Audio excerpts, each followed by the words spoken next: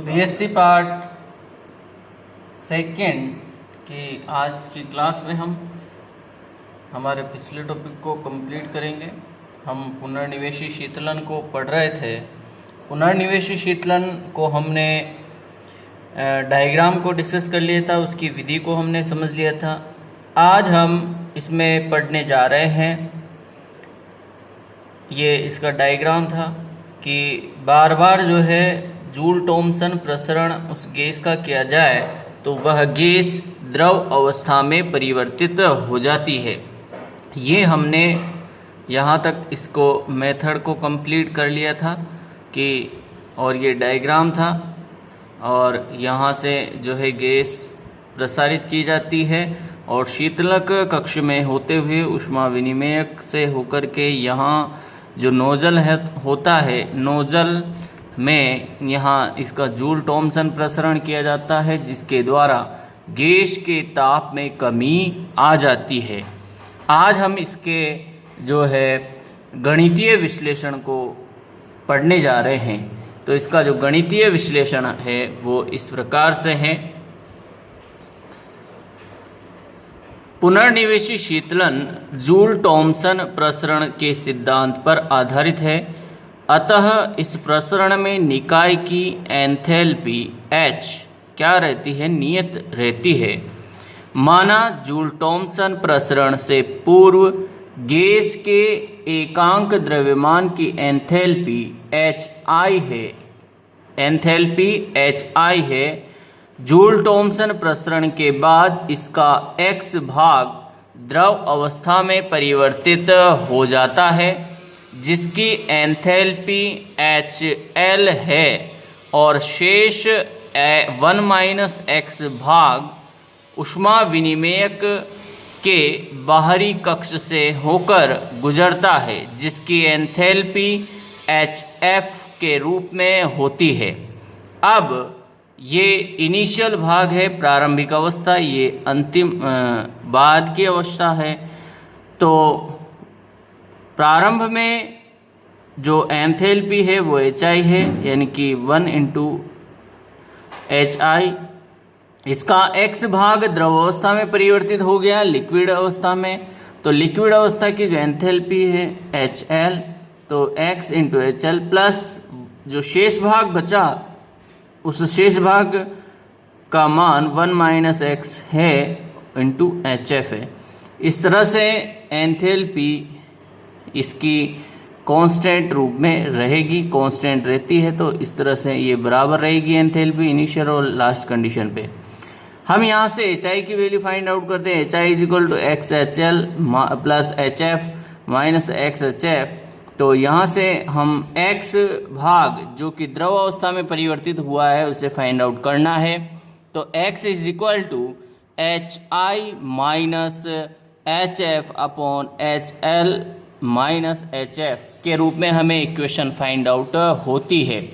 और इसे यहाँ ऊपर और नीचे से यदि हम माइनस कॉमन ले लें तो माइनस कॉमन लेने पर ये इक्वेशन HF - HI/HF - HL के रूप में परिवर्तित हो जाती है।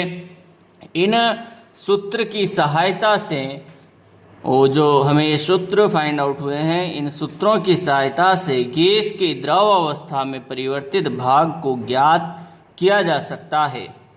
इसके बाद नंबर 3 जो शीतलन की विधि है, नंबर 3 रुद्धोष्म प्रसार द्वारा शीतलन, इसको पढ़ते हैं।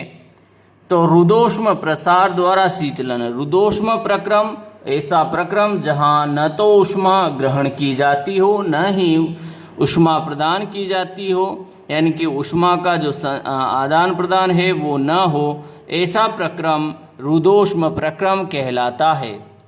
परिभाषा को देखते हैं सबसे पहले। ऐसा प्रक्रम जिसमें निकाय न तो वातावरण से ऊष्मा ग्रहण करता है और न ही वातावरण को ऊष्मा देता है, रुद्धोष्म प्रक्रम कहलाता है। ऊष्मागतिकी के प्रथम नियम के अनुसार dq = du + dw, ऐसा हम जानते हैं। रुद्धोष्म प्रक्रम के लिए हम जानते हैं कि किसी प्रकार की ऊष्मा का आदान प्रदान नहीं होता है तो dq इज इक्वल टू क्या होगा, 0 होगा। इस स्थिति में यहाँ इस इक्वेशन में dq बराबर 0 रखेंगे तो हमें एक इक्वेशन मिलती है यहाँ से dw is equal to minus du के रूप में। इस प्रकार स्पष्ट है कि रुद्धोष्म प्रसार में निकाय को कार्य करने के लिए अपनी आंतरिक ऊर्जा खर्च करनी पड़ती है, जिससे उसकी आंतरिक ऊर्जा में कमी आती है और उसका जो ताप है वह घट जाता है। इस प्रकार गैस का शीतलन हो जाता है। शीतलन की इस स्थिति को ही रुद्धोष्म प्रसार द्वारा शीतलन की विधि कहते हैं। अब हम ज्ञात करेंगे कि इसका जो अंतिम ताप है वो किस तरह से ज्ञात किया जाता है। तो बी बिंदु है अंतिम ताप की गणना करना। तो रुद्धोष्म प्रसार की अवस्था के लिए हम जो समीकरण काम में लेते हैं वो है पीवी गामा जो है कांस्टेंट के रूप में रहता है। तो PV gamma is equal to constant. अब हम जानते हैं कि गैस के लिए, आदर्श गैस के लिए जो आदर्श गैस समीकरण होती है वो होती है पीवी बराबर nRT। n is equal to 1 है। एक अणु के बाद, एक मोल की बात करें तो PV is equal to RT, यहाँ इक्वेशन हमें फाइंड आउट होती है। तो यहाँ से V की वैल्यू हम यदि फाइंड आउट करें तो V is equal to RT upon P के रूप में हमें फाइंड आउट होती है। V is equal to RT upon P की वैल्यू यहाँ हम रखते हैं। तो P RT अपॉन P की power gamma is equal to constant. अब यहाँ जो कॉन्स्टेंट टर्म्स है वो एक तरफ ले जाते हैं तो हमारे को जो इक्वेशन फाइंड आउट होती है वो होती है T की पावर गामा P की power 1 minus gamma is equal to constant. ये पूरा कॉन्स्टेंट टर्म हो गया। तो ये इक्वेशन 1 हमारे को फाइंड आउट होती है। यदि रुद्धोष्म प्रसार में गैस का प्रारंभिक दाब व प्रारंभिक ताप Pi और Ti हो व अंतिम दाब व अंतिम ताप Pf व Tf के रूप में हो तो हमारे पास जो समीकरण 1 है, इस समीकरण से हम लिख सकते हैं Ti की पावर गामा Pi की power 1 minus gamma is equal to Tf की पावर गामा Pf की power 1 minus gamma is equal to. तो ये इस के अनुसार है, क्योंकि यहाँ ये कांस्टेंट रहता है तो इनिशियल और लास्ट कंडीशन पे भी ये चीज़ें बराबर रहेंगी। तो यहाँ से हमें अंतिम ताप ज्ञात करना है तो अंतिम ताप को एक तरफ रखेंगे, बाकी सभी अन्य पदों को दूसरी तरफ ले जाएंगे। तो Tf is equal to Ti Pi upon Pf की power 1 minus gamma upon gamma के रूप में हमें ये सूत्र प्राप्त होता है। इस सूत्र की सहायता से अंतिम ताप की गणना की जा सकती है।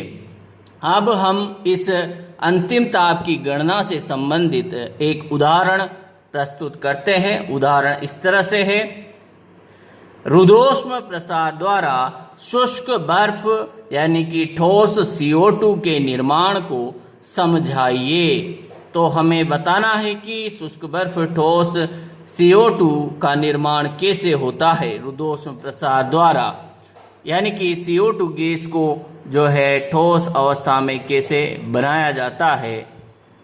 देखिए इसका सॉल्यूशन हम मान करके चलते हैं कि प्रारंभिक जो यहाँ जो हमारे पास रुद्धोष्म प्रसार और शुष्क बर्फ के निर्माण को समझते हैं। तो इसके लिए Pi की जो वैल्यू है वो हमें दी हुई है 150 एटमॉस्फेयर और T जो टेम्परेचर है इनिशियल कंडीशन पे वो 27 डिग्री सेल्सियस है। तो 27 डिग्री सेल्सियस को हम केल्विन में परिवर्तित करेंगे। तो केल्विन में परिवर्तित करने के लिए हम इसमें 273 केल्विन जोड़ देते हैं। यहाँ अंतिम जो दाब दिया हुआ है PF का मान वो 1 ATM के रूप में दिया हुआ है और जो गामा की वैल्यू दी हुई है वो है 1.3 के रूप में दी हुई है। अब हम इन सब वैल्यूज़ को हमारे फॉर्मूले में रखते हैं। तो फॉर्मूले में जब हम इन सब वैल्यूज़ को रखेंगे तो देखिए, तो यहाँ हमने इन सब वैल्यूज़ को फॉर्मूले के अंदर रख दिया है। तो TF is equal to 300 150 divide by 1 minus 1.3 divide by 1.3। ये जब हम इस पूरे पद को हल करते हैं तो जो अंतिम ताप हमें फाइंड आउट होता है वो होता है 96 केल्विन।